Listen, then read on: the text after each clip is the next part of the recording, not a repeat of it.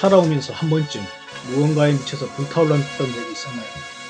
반복되는 일상에 그런 열정을 잃어버린, 아니면 기억하지 못하는 사람들에게 적극 추천드리는 작품, 내일의 조입니다. 어릴 적 TV에서 들려오는 락 김종서의 OST는 내리 속에 박혀 아직까지 가사를 기억할 정도이며, 이후에 나온 일본 만화의 교과서적인 명작입니다. 남자라면 상상 속에서 크로스 카운터, 코크스크루 펀치까지 마스터했을 텐데요. 명랑체의 작화이지만 전혀 명랑스럽지 않은 상남자 만화. 지금 봐도 남자의 가슴을 새하얗게 불타오르게 하는 내일이죠. 지금 시작합니다. 극장판은 거장 데자키 오사무 감독의 첫 작품으로 일본에서도 걸작으로 불리는 명작입니다. 저는 어릴 적에 500원짜리 해적판 포켓 만화책으로 처음 접했습니다.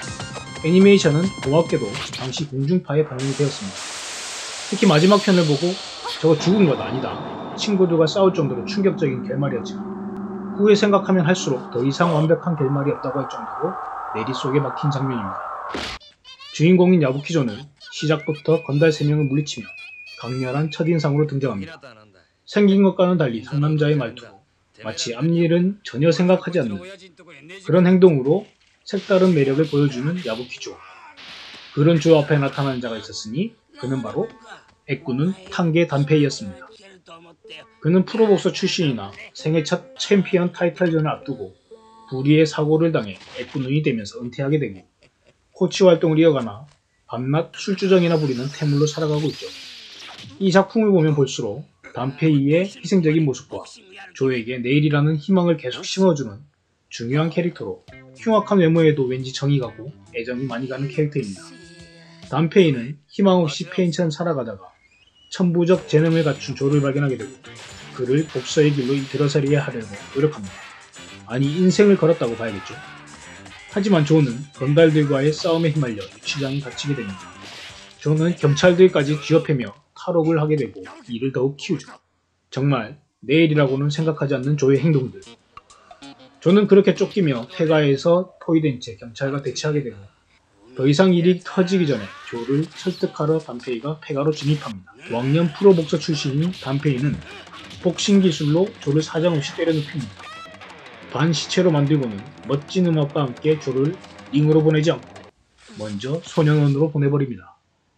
단페이도 별 수 없었겠지만 뭔가 깔끔한 전개네요. 이렇게 조의 망나니 같던 인생은 소년원에서 새롭게 시작하게 됩니다. 조는 분해하지만 유일한 인연인 단페이가 쓴 엽서를 통해 복싱 기술인 잽을 연마하게 되죠. 엽서에 적힌 문장 중 내일을 위해라는 문구는 혈기는 넘치지만 희망이 없는 젊은이들의 마음에 희망의 불을 지피는 최고의 문장이었습니다. 소년원에 입소하자마자 동료들로부터 복구 단련 훈련을 시작하는 조. 조의 무쌍이 시작되고 졸개들을 빠르게 정리하며 보스와의 대전이 시작됩니다. 그는 바로 앞으로의 조의 복싱 동료가 되는 니시였습니다. 통신교육을 제대로 받은 조는 잽 하나로 첫 번째 소년원을 평정하게 되지만 이 사건으로 인해 둘은 바다 건너 특수섬 소년원으로 보내지게 됩니다. 이곳에서도 역시 신고식을 치르는 조. 불을 끄고 신나는 음악과 함께 다구리를 당합니다. 그런데 아침이 되자 조가 보이지 않는데요. 밤새 10명을 때려눕히고 제일 좋은 자리를 차지하고 있는 조. 진짜 물건은 물건이네요. 하지만 계속되는 괴롭힘. 이번엔 돼지를 타고 무쌍을 벌이려는 찰나 이곳에서 또 한 명의 주인공인 리키이시와 운명적인 만남을 가집니다.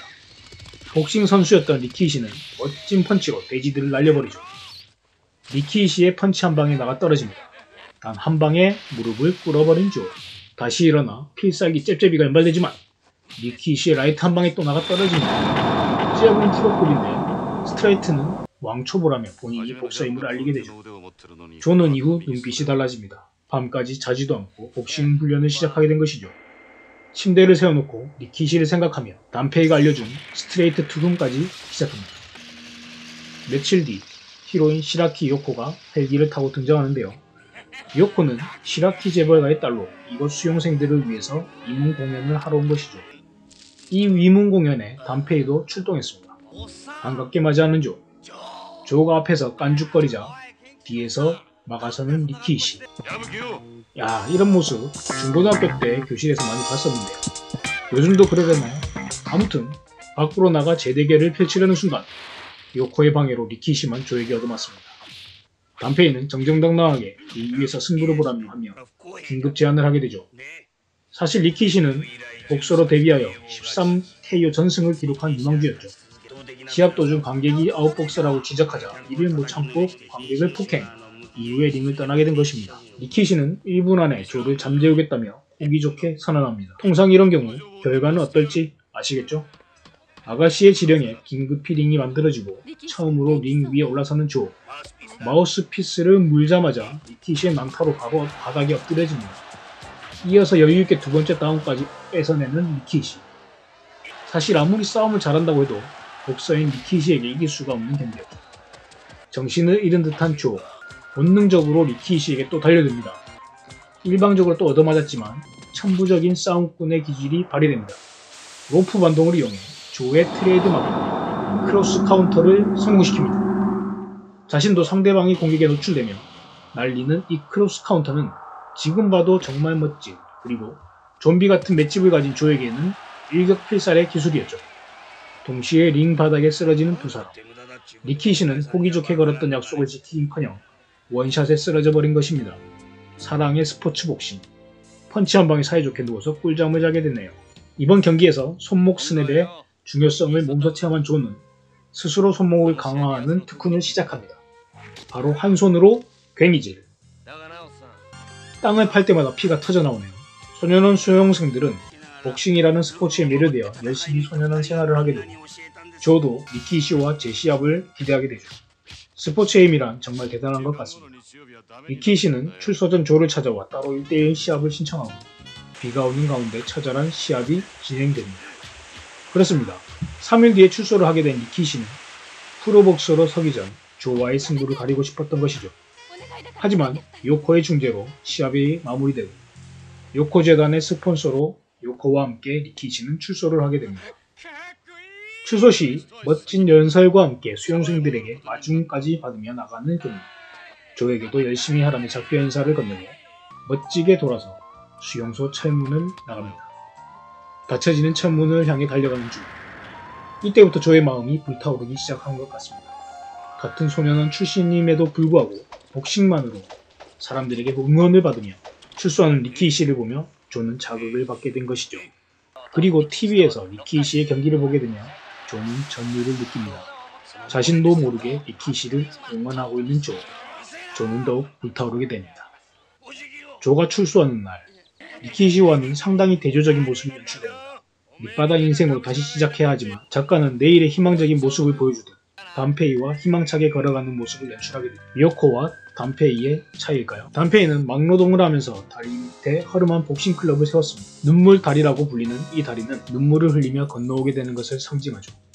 하지만 복싱으로 성공해서 이 눈물 다리를 다시 걸어나가는 것을 꿈꾸게 된 것입니다. 닉네임 맘모스를 사용하는 니시까지 복싱에 매료되어 같이 꿈을 향해 도전하게 됩니다. 두 선수를 프로에 입단시키기 위해 담페이는 모처럼 쫙 빼입고 일본 복싱협회를 방문하게 됩니다.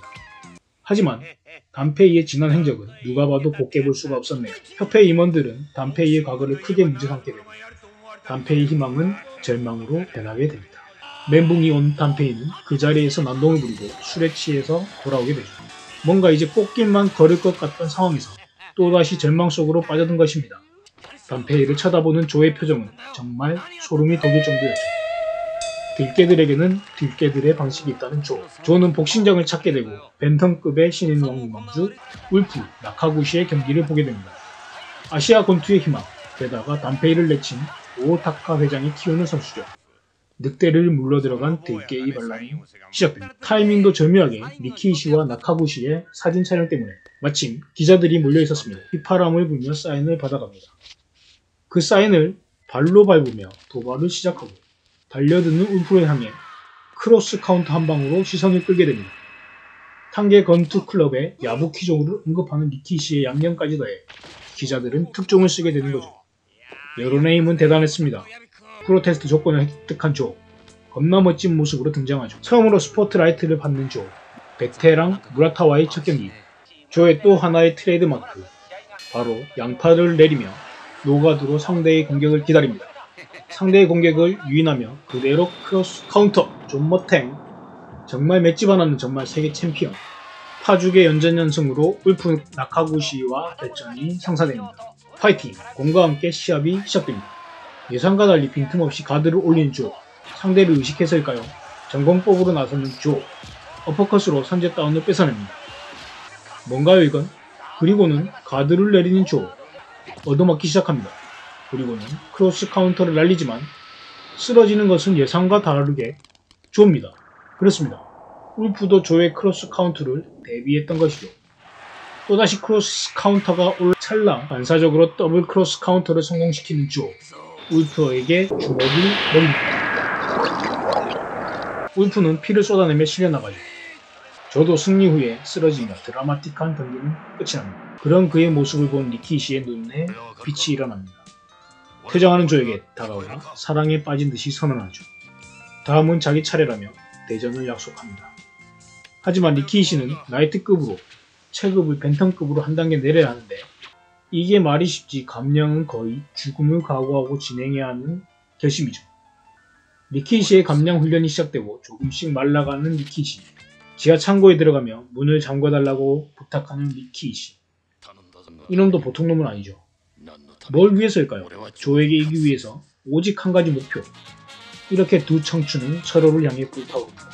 리키시는 떨어지는 물방울 소리에 갈증을 견디지 못하고 밀쳐날립니다. 철문을 부수고 나오며 미친듯이 수도꼭지를 향해 달려가지만 요코는 미리 수도를 모두 철사로 잠궈놓은 것이죠. 찬물 대신에 뜨거운 물을 한 잔 따라주는 요코. 이 장면도 정말 명장면이죠. 리키시는 다시 정신을 차리고 그 물을 땅에 버립니다. 이렇게 숙명의 대결이 펼쳐집니다. 시작부터 다짜고짜 어퍼컷을 휘두르며 다가오는 리키시. 쉽게 피해내며 여유있게 1라운드는 조가 우세하게 끝내는 듯 하지만 뭔가 불리하다는 조. 2회전도 똑같은 양상으로 진행됩니다. 크로스 카운터를 노리는 조. 하지만 어퍼컷이 앞면에 스쳤을 뿐인데도 피가 흘러 나오게 되죠. 한 방만 맞아도 끝난다는 것을 아는 조는 당황하게 됩니다. 작전 시간 아웃복싱에서 바꿔 빠르게 파고들어라는 단페이. 3라운드 작전대로 파고들어 연타를 성공시키는 조. 세컨 판단이 좋았습니다. 둘은 난타전을 벌이게 되지만 위력적인 어퍼컷을 신경 썼던 조는 리키시 작은 카운터에도 다운을 당하게 됩니다. 2번 연속 다운. 한 번 더 당하면 TKO죠. 흥분한 조는 다행히 공이 살려냅니다. 드디어 굉음을 내며 리키시의 어퍼컷이 명중합니다. 마우스피스와 함께 뒤로 다운되는 조. 로프를 잡고 겨우 일어서게 됩니다. 또다시 어퍼컷이 명중할 찰나 공이 살려줍니다. 5라운드 가드를 올리고 정식으로 진행하라는 단페이. 너무 맞았는지 말을 잘 듣네요.